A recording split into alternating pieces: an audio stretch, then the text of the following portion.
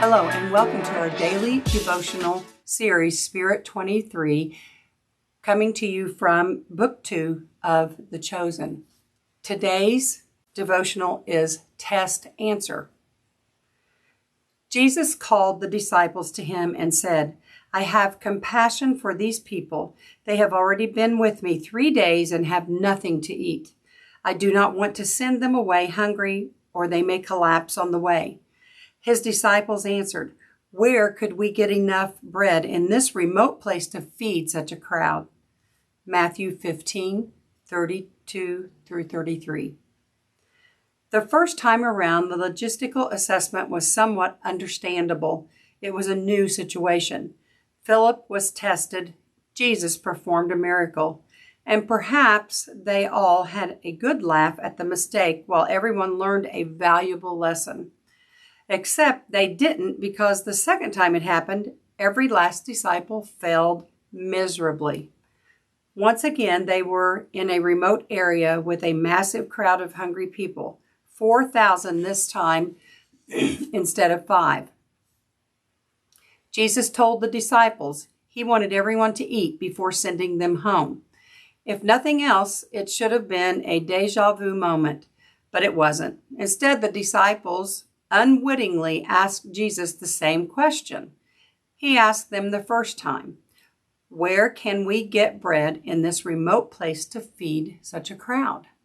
Clearly, theirs was not a test or an invitation, just an expression of genuine cluelessness. Needless to say, the original feeding of the 5,000 was not a small or quick miracle. It was an hours-long, systemized, interactive experience. The crowd assembled in groups prior to the bread and fish. Jesus multiplied the bread and fish. The disciples distributed the bread and fish.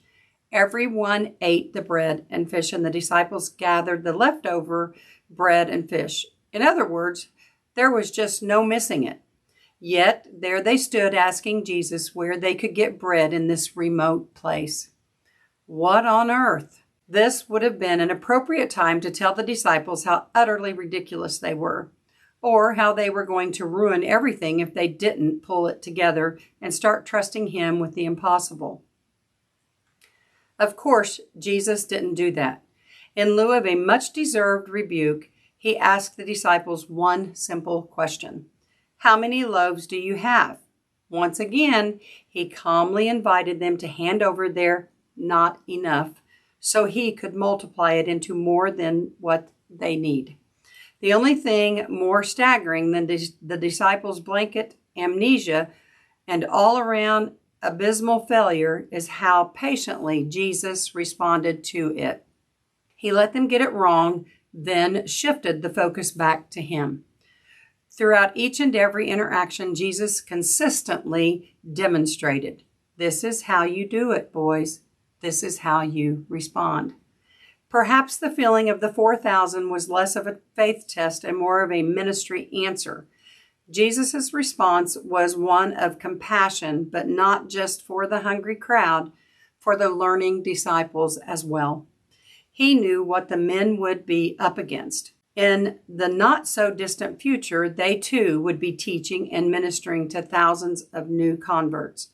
The calling on their lives would necessitate a Christ-like compassion for the hungry, tenderness for the broken, and an endless amount of patience for those who were struggling in their faith. None of that is possible without humility, and humility is born out of repeated failure.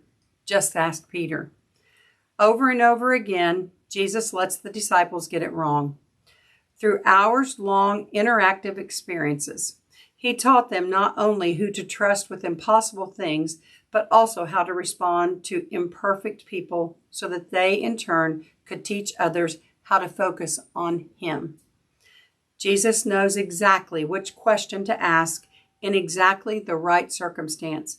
Sometimes it's to test, and other times it's to demonstrate. Either way, the answer always requires us to give him what we have. Whether it's compassion, tenderness, patience, humility, or faith, our supply is never enough. That was the point of all the bread and fish multiplying. If we hand over the little bit that we have, Jesus will multiply it into more than we need. Our prayer focus is, thank God for His compassion and endless patience. Ask Him to continually teach you how to respond. Thank Him for taking your not enough and turning it into more than you need. Thank you for joining us today.